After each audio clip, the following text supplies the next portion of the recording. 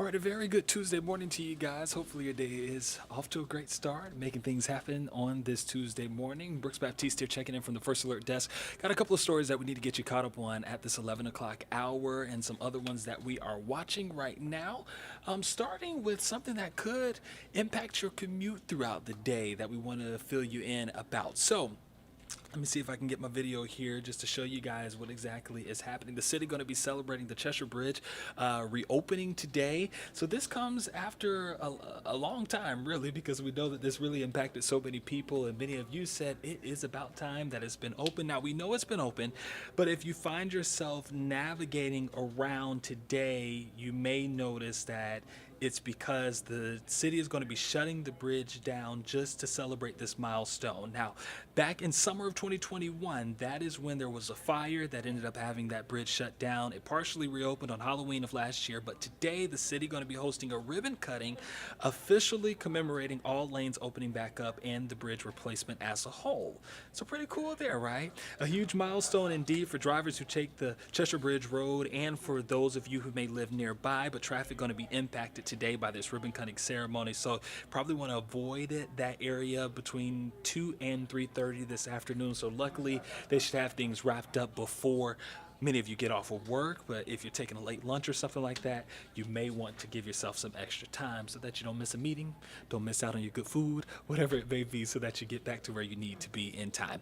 Another story that we're watching right now, this one is just bizarre. A reward being offered after more than a $16,000 theft. Okay, so police are asking for you to help find this man that you see right here on your screen. There's a close-up of him. They believe he's been cashing fake checks that have cost one Atlanta resident $16,000.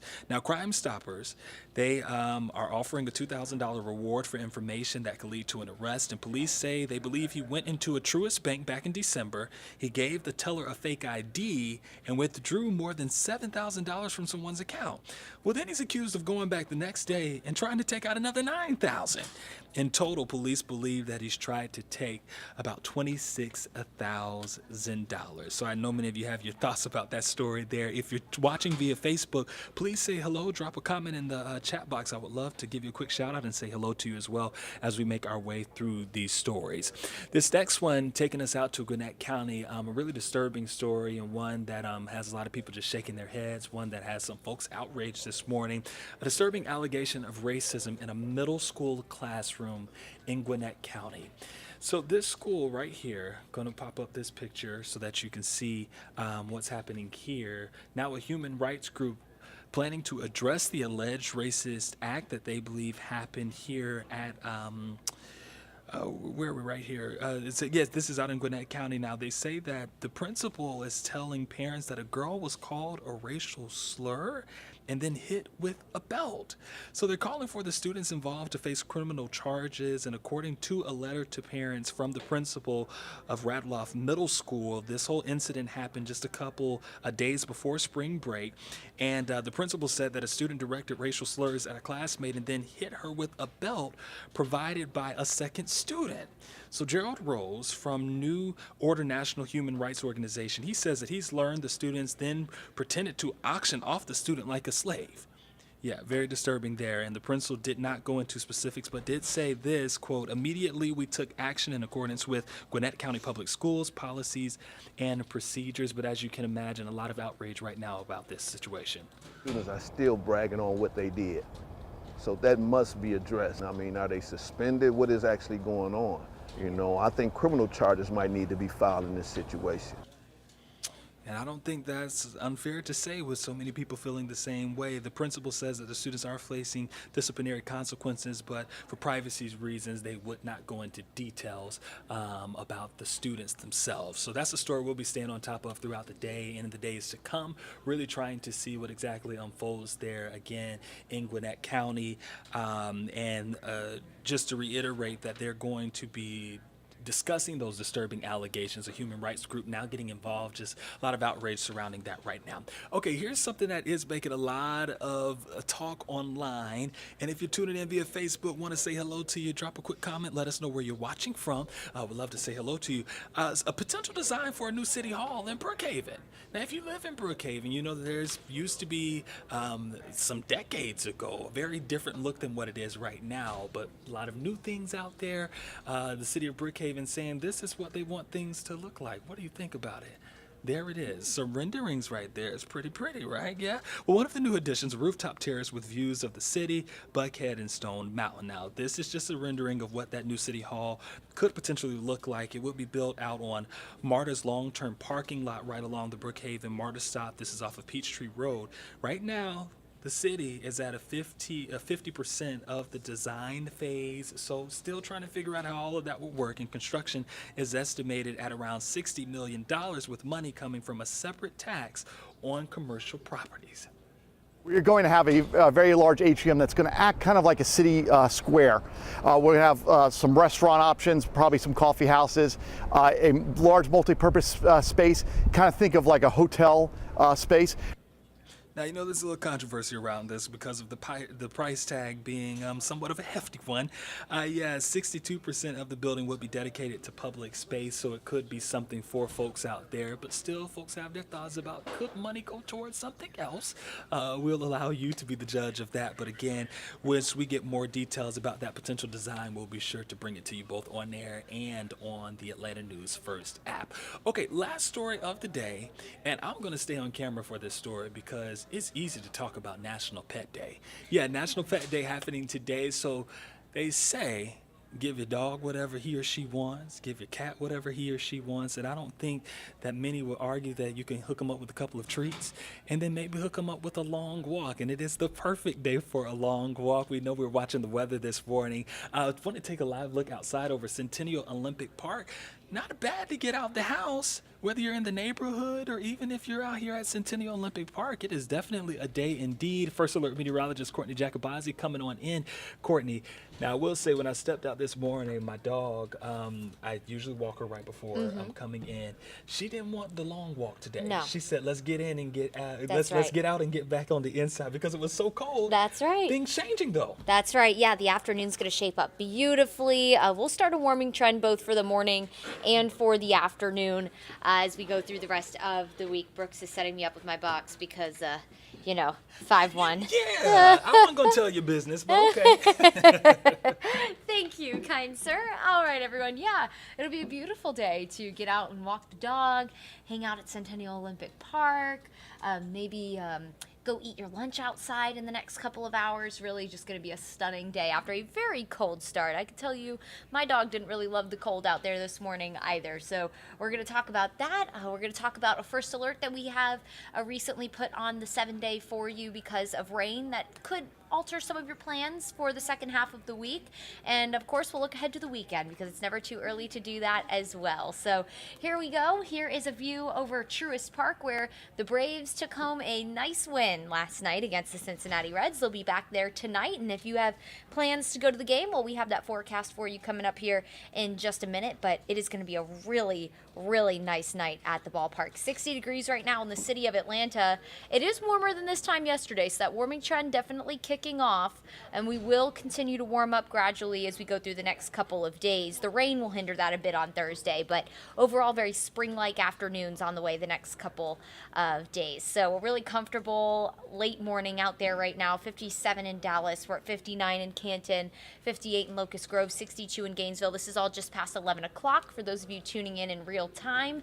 As we go through the day today, nothing but sunshine. We're going to keep the blue sky around. It's just going to be gorgeous. Temperatures will climb into the low 70s. So yeah, get out and enjoy it. We've had a very rainy pattern. It was cold over the weekend a little, especially on Saturday. So just soak in this sunshine while it lasts. We know in the spring months, this changes pretty quickly as we get all the rain to roll in.